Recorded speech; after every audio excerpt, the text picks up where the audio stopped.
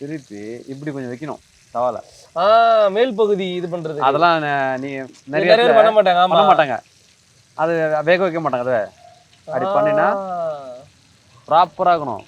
PhD முடிச்சிருக்கீங்க போல fish ஃப்ரைல போட்டு. இல்ல இது எப்படி நனல் பண்ணும், சைடுல போய்லாம் ரொம்பலாம் படாது. கரெக்ட்.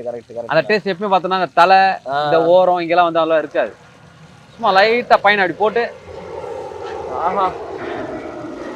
மசாலா கல்லுல ஒட்டாம ஸ்கின்ல ப்ராப்பரா, ஸ்கின்னும் கல்லுல ஒட்டாம அடாடா பெர்ஃபெக்ட்டான ஃபிஷ் ஃப்ரை. ஓகேவா? இப்போ பண்ணியாச்சா? டன்னுண்ணா. இது எடுக்கிற ஸ்டேஜா இப்போ? ஆமாம், அதுதான் எடுக்க போகிறோம். இப்போ எடுக்கிற ஸ்டேஜ் இல்லைன்னா அப்புறம் தூக்கி போகிற ஸ்டேஜ் ஆகிருந்துரும். ஏன்னா தீஞ்சு போயிடல.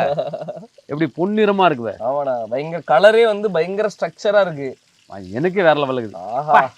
என்னடா அப்படி பண்ணியிருக்க. இப்போ என்ன பண்ணோன்னா அப்படியே எடுத்து இந்த ஓரம் ஒன்றும் எண்ணெயெல்லாம் வடிகட்டுறதுக்கு. ஆமாம், எல்லாமே டூயின்னு இருக்கும். இப்படி வச்சாச்சா? காமிச்சிடலாமா?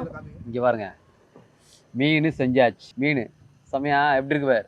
ஒரு தோல் கூட மேலே பிரியாம, மசாலா கூட உடையாம, கருகாம, பொன்னிறமா இருக்கு பத்தியா. இப்படிதான் இருக்கணும்.